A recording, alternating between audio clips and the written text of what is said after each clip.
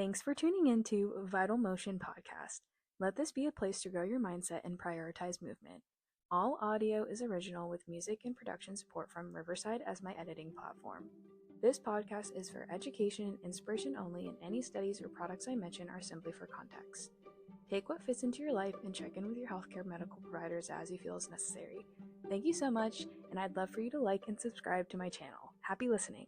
So today we're actually joined by Chrystal McDonald. She is the program coordinator for Blueridge Community and Technical School for the PTA program, and she was also my professor and the program coordinator when I was there. So very lucky to have her on today for this discussion. Yeah, because it's been about, I think, 3 or 4 years at this point since I was in the program. So yeah, welcome, Chrystal. Today's going to be a fun episode because today we're going to talk about PTAs and PTs and some things that, you can think about when either working together with them, some differences. And so yeah, we'll go ahead and get started. First question I want to ask is just give us a little background about your education, how long you were a PT for.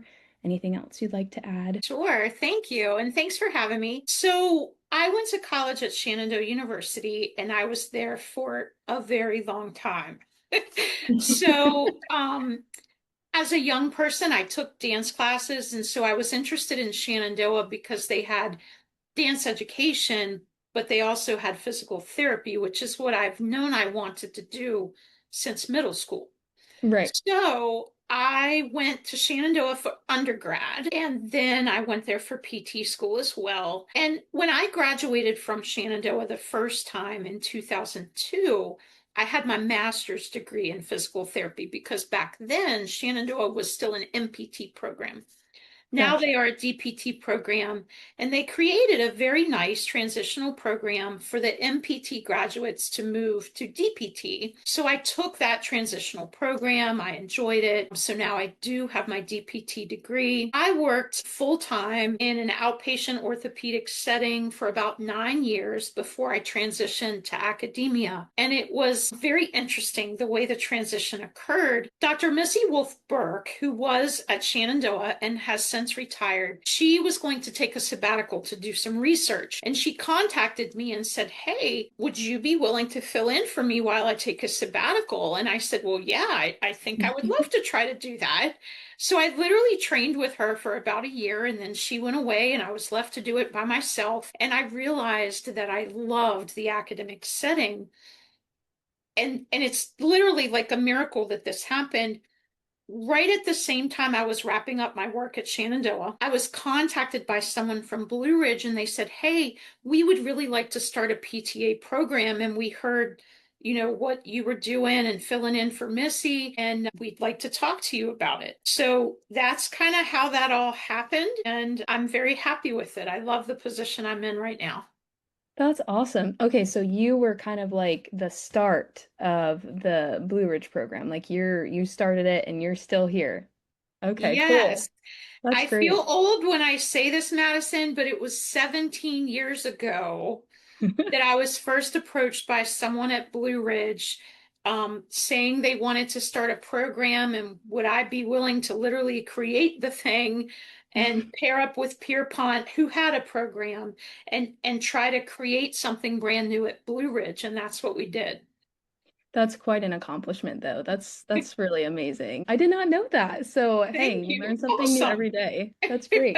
I love to hear people's backgrounds and where they started and where they are now. So, thanks for sharing. So, I guess that kind of leads into our next question. So, what do you find so rewarding about your current job? There's actually a couple different things that I'll mention. First of all, I think you know this already, but I'll tell everyone else. Physical therapy is really a passion of mine.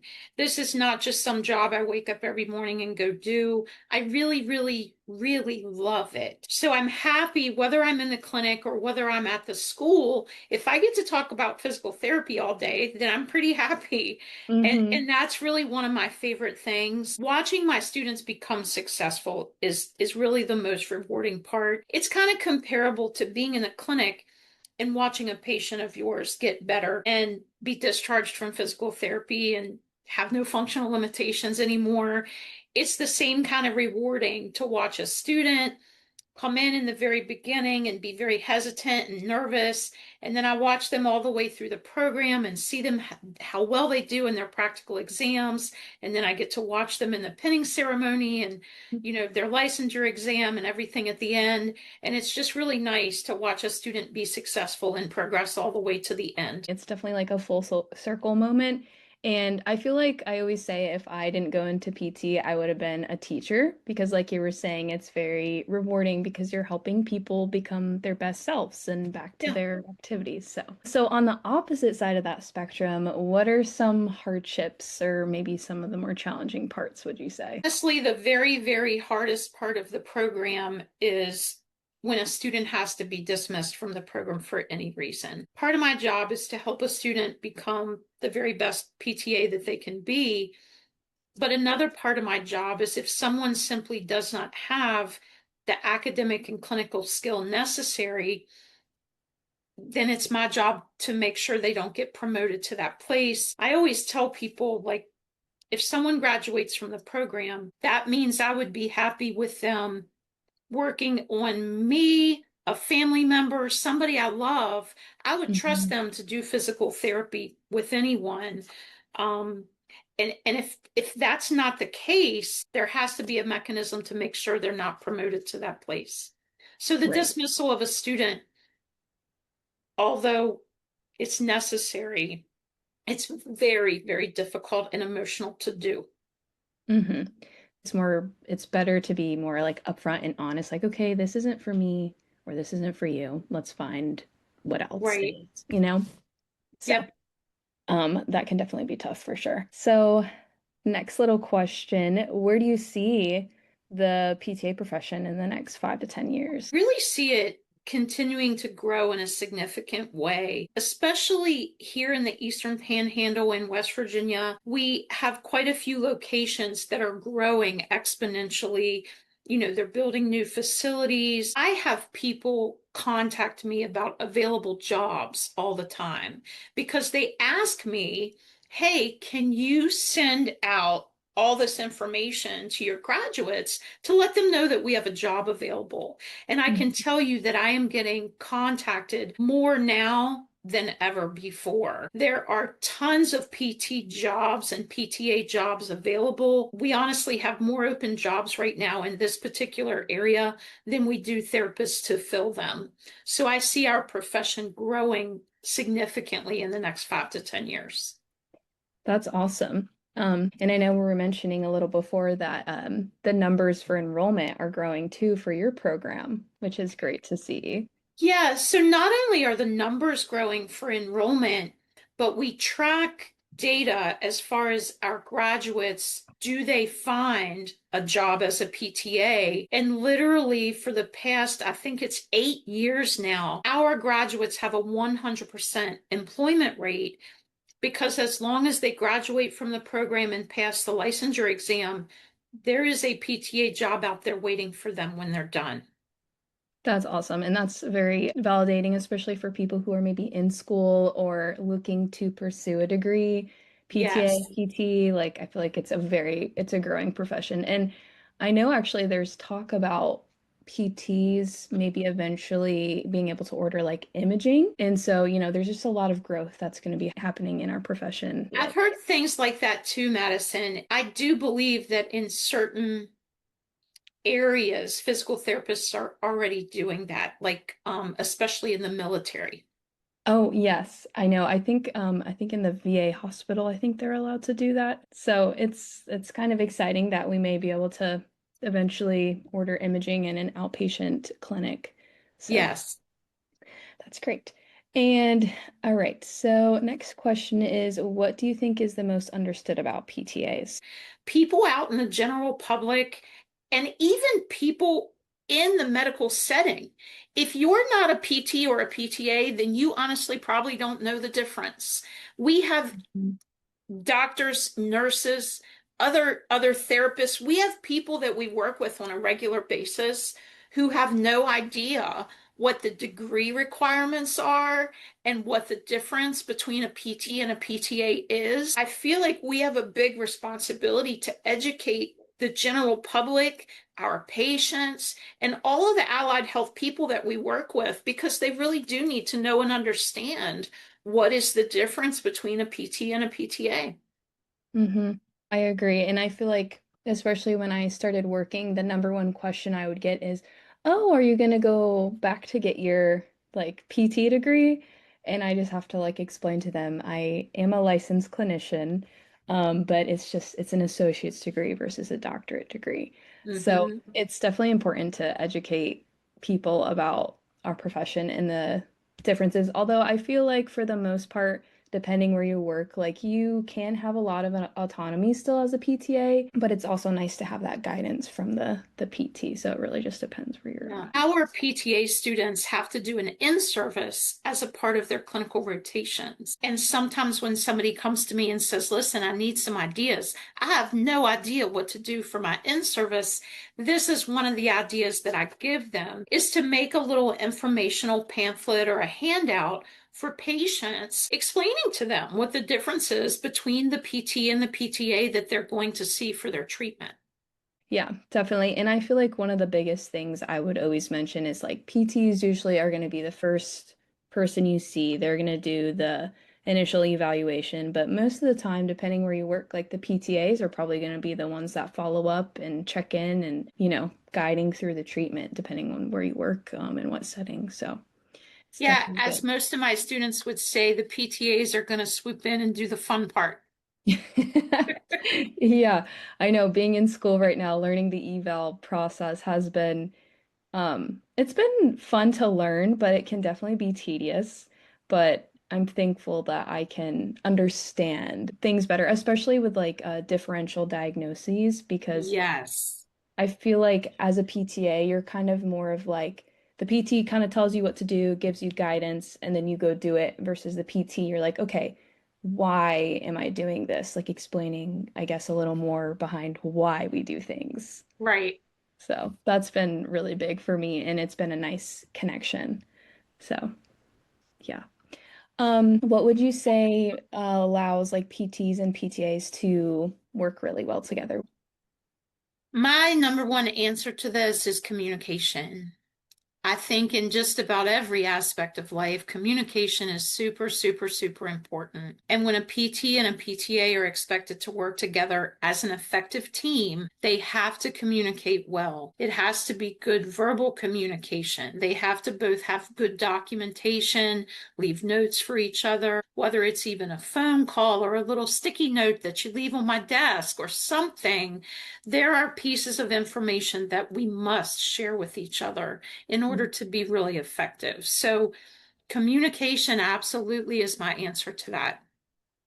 Definitely, I agree. And I feel like just because we can't read each other's minds, so just really telling me, I always appreciated when the PT would tell me where their head was at with things, so then I could go in Mm-hmm. and be like, okay, so I have this little background, tell me more, because I feel like sometimes patients don't really like when you're coming in as someone new they haven't seen and they have to explain everything all over again. So. Yes. And then what would you say is something that stands out for a PTA or a PT during clinical rotation? Because I feel like you used to be a CI too, right? Yes, I was Okay. a CI for a long time. It was one of my favorite things to do when I was in clinical practice. So I think there's a number of things that would make a PT or a PTA student really shine. The first one that I'll mention is confidence. So I get feedback from CIs about my students all the time. And if someone is very quiet and unsure of themselves and afraid to really, step in and do something with a patient, that is usually reported to me as a problem. And when someone really has a high level of confidence, I always hear about that too. I mean, that's one of the biggest praises that you could get as a student. And I think something else that can make you stand out is if you have any level of experience in something unique, something that not all of us can do. So there are activities that every entry level PT and PTA should know. None of that stuff makes us stand out. Mhm. But as a very new graduate, if you start taking continuing education courses right away, let's say you learn something unique like vestibular management or some type of lymphedema management, any advanced technique at all that's above and beyond entry level, that would really make you shine. I think back to when I was a new grad, and one of the things that my boss did was send surveys to every single patient who had been discharged. One of the things that really made all of the clinicians stand out is when we received a survey back and a patient reported a very high level of satisfaction with their care. So I really wish that all of our clinical sites would do things like that, because receiving feedback from our patients would allow us to just get better and better all the time. So if a place used those surveys, I think that would make us shine as well if we got a really good patient survey. Yeah, definitely, because ultimately, we're working with the patients the most. So if they can give us, their 2 cents on things, that'll just help you be the best clinician you can for your patients. So, okay. So what is your favorite part about this profession? So Madison, what I'm going to do is answer a different question first and circle back to this. Okay. I'm going to tell, and you'll see why in just a second. I'm going to tell you that my least favorite part of this profession is the documentation, Hmm. because then I can circle back and tell you that my favorite parts are all of the other parts. I love the patient interaction. I love the coworkers I work with. And I could say the same thing at the college. I love my students that I work with. I love the interactions we have in lab and in lecture. And even at the college, it's the documentation and the paperwork that is my least favorite part. I don't have any other parts to complain about, to be honest with you, because I like all the other parts. Hey, that's awesome though. I feel like it's very rare for people to genuinely enjoy what they're doing. And so I feel like a lot of people in this profession truly do love what they're doing. So, I do too. I feel like there's more people who hold therapy as a passion. I mhm. meet those folks all the time, and I'm really glad that there are that many of us in this profession. Definitely. I agree. And going back to the documentation, I know there's been a lot of AI implementation now with documentation. How do you feel about that? Well, I'm very old school with that, Madison. I really don't like any AI intervention in our documentation. I'm a-okay with like a template that you Mhm. fill in, but I feel like we need to be the ones to fill that in, not any type of AI program. I feel like there is some things that can be helpful with it, especially like you were saying with the template to set everything up. But in terms of some of the other documentation parts, it's just kind of going to make us lazy. And then I feel like we're not even really thinking about what we're writing or what we're saying.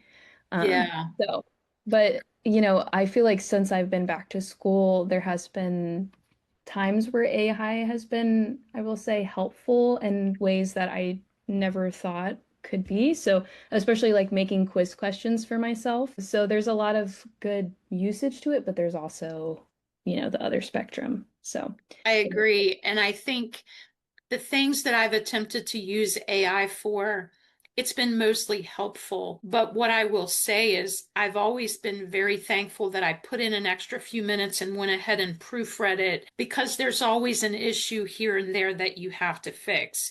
You can't mhm. just create some documentation with AI and leave it like that. You better look over it, because there's probably going to be an issue in there that you need to change. Right. Yeah, definitely. Actually, I don't know if you've heard of the show The Pit, but it's a medical show. And they were doing like AI documentation, I guess, with like they speak into a microphone, and there was like 2 mistakes that the girl had made and didn't read, and then, that leads to other issues, especially if the patient needs surgery or whatever the case may be. It'll be interesting to see how that progresses in the future. Um, and then what are some things that you feel like are helpful maybe to avoid burnout? So We again are very fortunate that we're in a profession that we can go into so many different settings. We provide physical therapy in outpatient and inpatient and home health and nursing homes and rehab centers and so many places, even emergency rooms in a lot of different cities. So I really feel like as a PT or a PTA, either one, if you even feel like you're starting to get burned out, I feel like the only thing you need to do is maybe just go to another setting for a little while, because what you do in each setting is vastly different. That's one of the reasons why the volunteer hours that my students need to get before they come to the program, they're supposed to be in at least two distinctly different practice settings. Because from the very beginning, I would like everyone to know, what does physical therapy look like in an outpatient setting versus in a patient's home versus in a nursing home, because it's really different. And I feel like even like what you do, like teaching is a great outlet too. So are you in the clinic as well while you're teaching currently? I haven't been since COVID. I was before that. During COVID, just like every other clinic in the world, the clinic I was working at, they got a lot slower. People were too scared to come out. And right around the time that COVID things started clearing up, that is when I had to do a self-study for CAPTE, our accrediting body. If you've ever heard anyone in the education system talking about this self-study, it's something CAPTE requires every 10 years, and it is a monstrous project. I'm sure. So when I was asked to go back, I said, no, I can't do it right now because of this self-study. Mhm. And that self-study did wrap up last year, and I have not gone back to clinical practice yet. Yeah, so for those, maybe explain what CAPTE is for our listeners who don't. Yes. So the acronym CAPTE stands for Commission on Accreditation in Physical Therapy Education. This is the one and only accrediting body for PT and PTA schools in the United States. They're very strict, and most of the time I'm very happy that they are, because it makes sure that there is a quality to each of the PT and PTA programs we have to ensure that you guys are going to finish a program and actually be able to pass the licensure exam and have the skills and knowledge you need to be a PT or a PTA. So the other piece of information that is super important here, the FSBPT, the Federation of State Boards of Physical Therapy, that is the group that writes the licensure exam. They will only entertain your request to take the exam if you graduated from an accredited PT or PTA program. So whatever program you are attending, it is supremely important that they maintain their good accreditation status, or you would be risking finishing your program at the college and then not even qualifying to sit for your licensure exam. So those two groups work very closely together, and both of those groups are very important to any academic setting for physical therapy. Gotcha. Okay, cool. Thank you for explaining and diving into that a little bit more. You're welcome, no problem. All right, so transitioning to our next question I have is, what is a moment with a patient or a student that has just stuck with you? So, Madison, I really thought about this one for a while, and I tried to find like one extraordinary story for you. And every story that I could think of was just about the same. So I'm going to make it a little more general and tell you that there have literally been dozens of students that have shown me the same exact progression, basically, where I first meet them and they're thinking about taking prerequisites and they're thinking about the PTA program. They're very tentative, they're very hesitant, they don't have the confidence they need. They go ahead and tell me, like, I'm not even sure I can do this. And I watch a person go from that to taking all their prerequisites, taking all their, core curriculum courses, and then I get to watch them in their practical exams and how much skill and knowledge they've learned. And then the very last part of that is seeing them in the pinning ceremony and completing something that they told me they probably couldn't do. Mhm. And even sometimes I see a lot of those people afterwards, years after they've graduated, and they tell me, I am so happy and I'm so glad that I came to the PTA program. I have a career that I love. I love getting up and going to work in the morning. And to watch somebody go from the tentative, nervous person in my office who's like, I don't even know why I'm here and I'm not sure I should be doing this, to the person who loves their profession and has all the knowledge and skill that it takes to do this. I mean, that's just amazing to Mhm. watch somebody go through that. And I literally, there's dozens of people that I could name who fits that exact description. That's awesome. Yeah, no, I mean, it's crazy how much growth can just happen in, a year, let alone Yeah, further down the road. So I'm sure it's very rewarding to see. And thinking back to my experience, I feel like the same. There's not really something that really, it's like everything, just like we were talking about earlier, just seeing people and patients getting better. And yes, yes, I can run now again. It's like you just get so happy and excited for them. So it really absolutely. what this profession is about. So then the last couple of questions is what is an exercise that you feel like everyone should be doing? So, I'm going to give you two answers to this because I couldn't pick between them. I really feel like core strengthening and stabilization is important to every single activity we do throughout the day. If you don't have a stable base to work from, none of your extremities are going to do what you want them to do. Your posture is affected. So, abdominals, back extensors, all of our core strengthening and stabilization, I would Mhm. say is super important. And the second thing is going to be balance. So, until someone gets significantly older, they probably don't notice a big deficit because it happens Mhm. so slowly over time. When we're children, we go to the playground and we walk on the balance beam and we hop and we skip and we do all these things that we don't do when we get older. So balance is one of those things where if you don't use it, you lose it. People Mhm. don't realize that by skipping balance activities, they are losing their balance capability very slowly over time. And balance is one of those things where if you would just practice it on a regular basis, you would maintain a very good skill of balancing normally. So I think most people don't make that a part of their normal routine, but I wish that we all worked on our balance on a regular basis.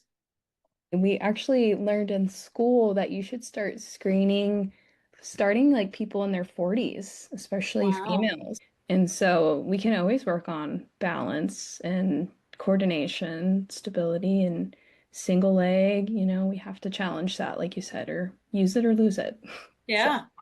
it's a good reminder, but I feel like sometimes it like gets a stigma of like, oh, I don't need to work on that. Like I'm too young, but anybody could benefit from it. So. Yeah, or people will say, well, why? I'm not falling. I don't need to work Mhm. on my balance. But why should we wait until you start falling? Why wouldn't we do it Right. now and prevent your fall? Yeah, exactly. Exactly. I do like the preventative side of things. I wish we had a little bit more of that. I do too. But Maybe we can have a different conversation at some point years in the future, and preventative things will be more available to everyone. I agree. Yeah. Hopefully we'll see maybe more of a wave of that. So, Yes. and then the last little question I have for you is what is a hot take that you have in the rehab world or anything you want to share? I have watched things kind of get busy and slow, and it just feels like that always happens in our setting with our profession. We have times where at the college I have decreased enrollment, and at the same exact times the clinics are really slow. And, the most recent issue with that was COVID, obviously. Everything slowed down for all of us, not just in the academic setting, but in the clinics and hospitals as well. And what I can tell you is anytime we've had a little downturn with decreased enrollment and the clinics are like, hey, we're so slow, it always turns back around. So even when things get slow, this is not a profession that we can give up on. It's going to get busy again. It always does. Things kind of go up and down all the time. And this is an awesome profession to have. I mean, you can get this degree and you can go literally anywhere in the world and work. I'm just very confident that our profession is going to be stable and, necessary for years and years and years to come. Even when we have those slight decreases, it comes back. Yeah, no, for sure. I don't think physical therapy is going anywhere anytime soon. It'll just Good. continue to grow and yeah, hopefully like we can just continue to encourage good relationships between PTAs and PTs and like you said, educate them about what we do. So yeah, thank you so much for coming on and giving your 2 cents about stuff.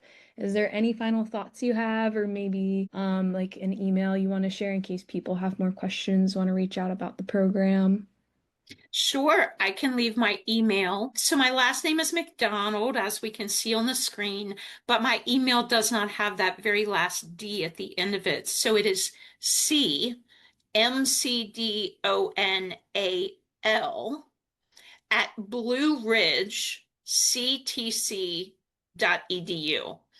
The CTC in the email stands for Community and Technical College. I'll go ahead and tell you that so you know for sure what letters I was saying.